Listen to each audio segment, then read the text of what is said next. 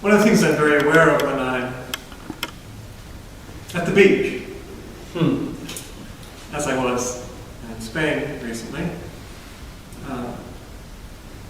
especially on hot summer days, if I'm in the water, and I'm strongly aware of the four traditional elements, which the mystical traditions recognize as well. The earth, air, fire, and water. So you have the sand under your feet, and then you're in the water, perhaps, and supported by it. But then you have the bright air, and then of course the fiery sun. A strong sense can give a strong sense of the unity of those things. So I thought I'd apply that a little bit to our understanding of Hara. I call this talk the Hara Hermetically seen. So now these mystical traditions, including Zen, of course, look at the Hara, in terms also of the elements I was just mentioning. So follow as you can, and whet your appetite as you can, and be intrigued, if you will, by some of these things. But I found it quite fascinating. So first of all, what are we talking about the Hara? Of course, that's the Japanese word. And it's the place of the energy. Hara means the belly in Japanese, and harakiri, you've heard that expression. It means to cut the belly. That's how they commit suicide then, and well, of course, because that's where the life energy is. So that's why they do it then. And the whole tradition, the Buddhist tradition, of meditation tradition, this is where the life energy is concentrated. And in the Hindu tradition, chakras is called the secondary navel chakras. Chakra, your navel chakra, and 2 inches below. So it's the secondary, so it's that general area. So those traditions agree, Hindu and Buddhists agree that is the center, of energy. And what's most fascinating to me is that, as you progress in your practice, you should actually get an experience of that. So you say, oh, they didn't just make that up. And there's an agreement there in the traditions, because that's in fact what you experience. Even some of these, laughing Buddhas, where the Buddhas where you get the fat, you don't get the really traditional, serious depictions of Buddha that way, but the popular ones are, and it's not fat. Unless it's, like the friars, Pat Friar. But no, it's actually, at best, a way of saying that, well, so much energy is concentrated there that it's bulging out. So if you put on weight, that you can always say. But yes, so that's a concentration of energy, and the way my own yoga teacher, expressed it was that here is where the lower and the higher energy meet. Right here in the middle of your gut. The lower energy coming from the body, from matter, and that whole process of the Kundalini, is met by, the energy coming from above, and they meet here. So that's what's actually happening. And in Zen terms, it's emptiness and form, actually coming together in that experience right there. You can experience anywhere. That's how it's symbolized and how it's also experienced. So the lower and higher coming together. In the Kabbalah, in the Kabbalistic tradition, that energy center is called Tifereth, which means beauty. So in other words, beauty arises when you have matter and form coming together, when you have the spiritual and material coming together, radiating and complementing each other. That's what's beautiful. So that's the same energy center from a Kabbalistic point of view.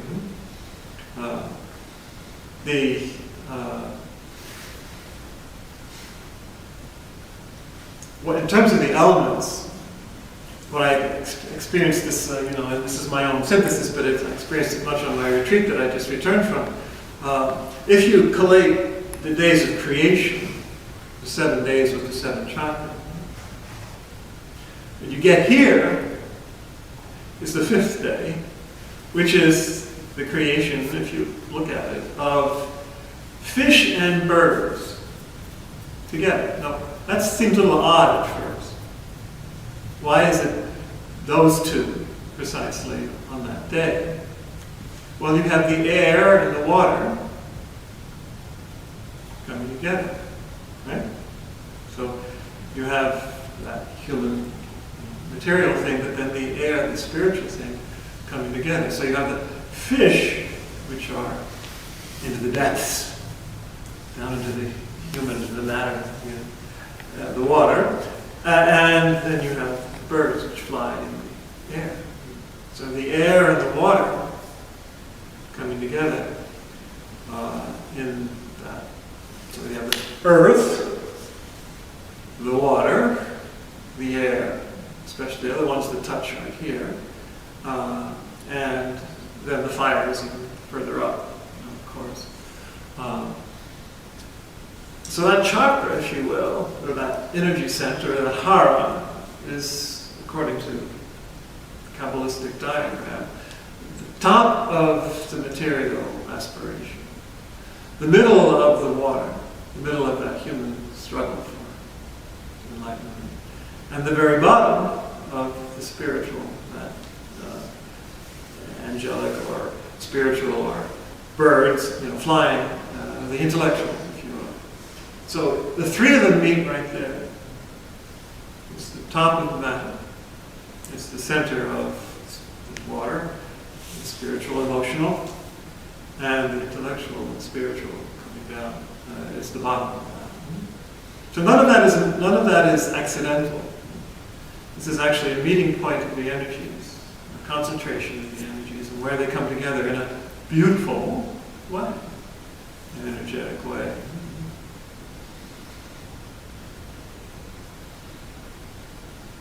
Now, tarot considers that when you go down from there, the wheel of fortune is called. It's when you get your first sense of who you are, and then you plunge into the depths.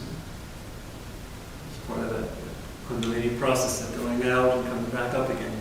So that's the starting place, if you will. Once you've gotten yourself, situated, when you plunge down into the depths, into the water, you kind of drown. You plunge down into the depths. It's what Jung calls that heroic night-sea journey. Exactly. It's in the water, and it's at night, and you're going down into the darkness. That's the process. That's when you plunge down, into your sitting, into your psyche, into your unconscious. The conscious and the unconscious coming together in that area. And then coming up again.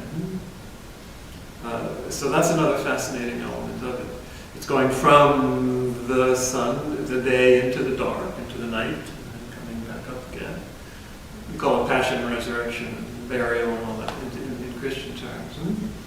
But this is where it's centered. Now, in terms of temple imagery, this place is that was called, this was a self. The self, in terms of the ascent, the self here, whereas the ego is down in the dark and the unconscious in the sexual area, for example, into all those passions that have to be sacrificed on the altar at the beginning, at the opening of the temple. When you get up here to the self, to the Hara, it's the labor in the temple imagery of where it's cleansed. So it's water there too. It's water there too. Water. But as you see, it's part of the transformation matter, water, air, and fire. Now here's where we come back to Zen, where it's really interesting. The legend is, it's the Kundalini energy. The dragon is the synthesis of those 4 animals, which are found on the tarot card, by the way, right here, what we've just been talking about. And the 4 animals from the Kabbalah, from Ezekiel, from the Christian tradition, are the 4 evangelists, which are the bull, the human, the eagle flying in the spiritual, and the lion in the fire. But the dragon, like the Sphinx in the Western tradition, which combines those four, is a synthesis of all things. It's obviously made of matter. But one of the primary Zen legends is that as you grow, you go from the dragon is in the water, like a fish. Remember, fish? But then as the carp, like a salmon going through the water and going up through the water, it reaches a point where, according to the Zen legend, the fish starts to fly and escapes from the water and becomes the dragon flying through the air. So the fish becomes the fowl. The fish below here becomes the flying dragon up here. And ultimately has the flaming pearl of wisdom in its mouth. So earth, water, air, and fire. But how fascinating that the fish and the fowl come together here as the energy comes up, flying, through the water, through that night sea journey, coming back up, it takes off, like the salmon spawning, leaping out of the water. It takes off and starts flying and up into the clouds. But the way this is depicted is fascinating. And here I'd like, maybe Judy can get a close-up of this. I think you even gave this one to me, I'm not sure. But this is a picture that I have in my room at home of a dragon precisely in this. And what I really like about it is it in the water or in the clouds? You can't really tell. Is it in the water or in the clouds? So is that water that is flying, or swimming through, or is it clouds that is flying through? That's a way of saying it's both. You have to integrate both. You have to integrate all of those elements and all of that, journey into the one. And of course he's breathing forth the flaming pearl of wisdom there as well. So that's a very interesting depiction of it. And another one that I've shown you before, which I also have, this is Roshi's calligraphy and Amy Yee's drawing. I like this because you have the birds flying up in the sky, but also it's water underneath, I guess. But you have the birds flying there too, and it looks like the birds are flying in the water. That's saying the same thing. Where's the bird and where's the fish and how are they? They're all combined. They're all connected. You can't really distinguish which from which. It's another way of saying all those elements are integrated. I'm not sure if it was intentional, but I think it probably was. And then I can't resist showing you this beautiful painting too. I don't know if you can get a close-up of that. By an American artist. This represents the three elements together, and very much feminine, of course. You get down into the unconscious material. It's a very beautiful feminine figure. But how can you distinguish? Notice the rocks, the earth here, as part of they're actually rocks in an ocean, in the water. And she's standing in water, but her garments are they clouds or are they rocks? And is this clouds or are they rocks? The point is they're all integrated. You can't tell which is water, which is sky, which is cloud, which is rock, and it's all what it's supposed to be together. So I think that's quite fascinating. And so the dragon flies and it takes flight.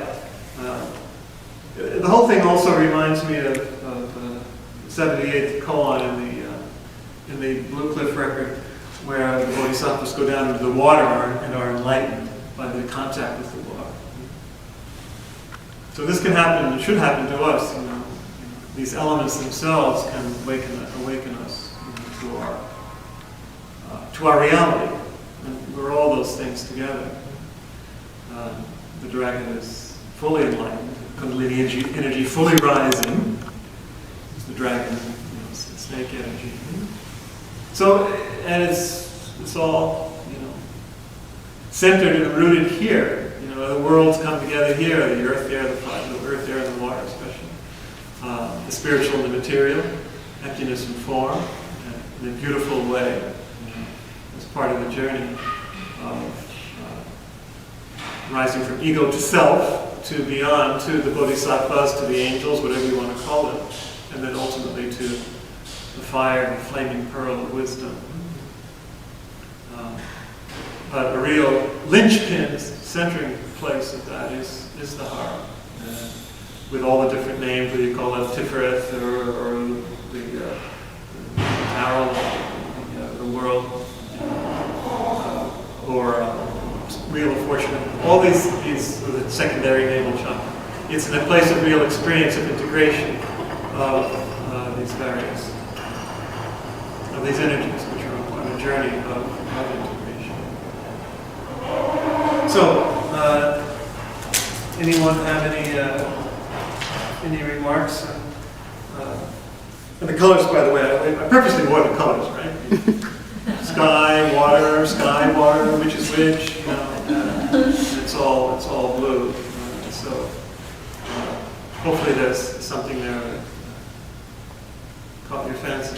So you see all these, this is real. This is real experience, as I say. If you haven't had the Hara experience, hopefully you will soon. Anyone have any observations or questions yet? Now I was thinking of Escher, the artist Escher. Not familiar with that. You know Escher. He did patterns, not patterns. There's one particular one that stands out to me. I can't tell you the significance right now, it's just too complicated. But they're a fish, and it's all in blue and white.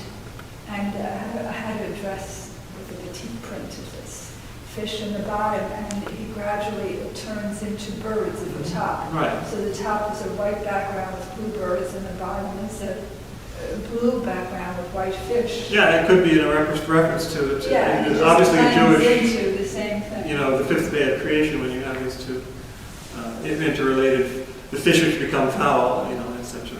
And that's very interesting. What's the name? Asher? Escher, Yes. did reptiles, you did Spell it for me. ESCHER. Yeah, obviously. And it would be repetitive patterns of the same thing. Right. So that's a. He's known for that, repetitive patterns. Well, he's an artist based on mystical commentary also. Yes. He does a lot of those figure and ground and an illusionary type of thing. Well, this is an evolutionary reality that we're talking about. It's evolution of consciousness. Someone else have you? One quick note. Sign of a building. It was like an urban drawing, and it brings me back to that because I just stood there and stared at it. The sky was green, and it looked like with waves, and the water was blue. And there was just something, I don't know, quite beautiful about that. Interrelatedness of all of those things. Yes, did you have something? It just reminds me years ago when I studied with Master Yang, who was from China, and studied Bagua and Kung Fu and Tai Chi with him. Right. And his lineage goes back to the original Yang. We did a lot of exercises, and some of them had to do with bringing the fire down to the belly, and the coolness from the belly up, and you could actually feel it when you use it for power and moves, etc. But meditation on that, and you could feel the spiraling of the energy and the heat coming down. It was very amazing. All those elements coming together, blending together. I mentioned too, even just the breathing itself is bringing spirit down into your body, that's what makes me focus on the breath. And even just from, a more modern medical awareness of, actually what we're doing in breathing is bringing blood and air together in your lungs. So even that is a parallel of how we bring the elements together. I remember too that, not to sound risque, but I know when I first got initiated in the Hindu forms of meditation when I was very young, or early 20s, how careful you had to be. Because if you got very deep into meditation, sometimes all of a sudden your sexual centers got very excited in those days, when you were very young. The energy just... Only when you're young. You get more so when I was young. All right, okay. I and my wife will attest to that. Right. But I want to ask you one other thing. No, just a second. That is really important. That's why when you do in any of this meditation, you need a guide, because your body has to be, as you can probably intuit if you haven't actually experienced, your body needs to be gradually integrated and harmonized and strengthened to be able to support all this energy as it comes down and goes back up. You can't just say, okay, well, bring it on. Well, wait a minute, you're not ready. That's why it's a whole process. It's a whole gradual process of transfiguration, really, and harmonization, resurrection, and all this stuff that we're talking about. The reason I said more so much, I was really pointing to the fact that as you get older, hopefully you get more discipline, more control over And not just old. the energy. Yeah, that's another fact. But I want to ask you why, in the Hindu tradition, Vedic traditions, the most important element, in a sense, is the ether, which is connected to sound in the beginning of the creation. And why some of the other traditions, I always wondered why they don't talk about the ether. Well, they do. The Tibetan tradition, talk about Buddhism, the Tibetan tradition has 5 elements. We talked about these 4. Right.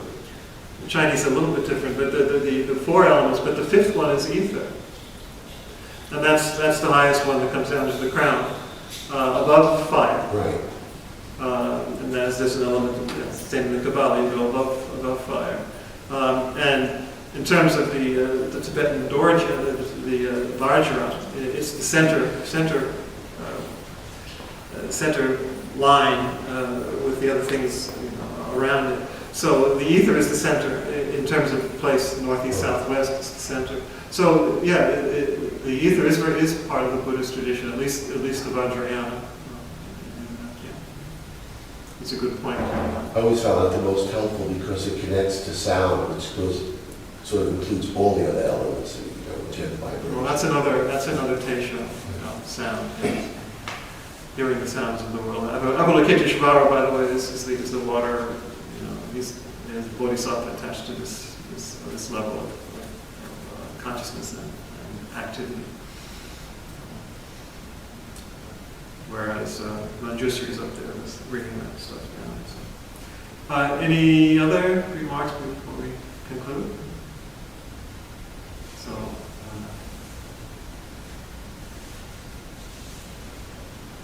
activate that Hara.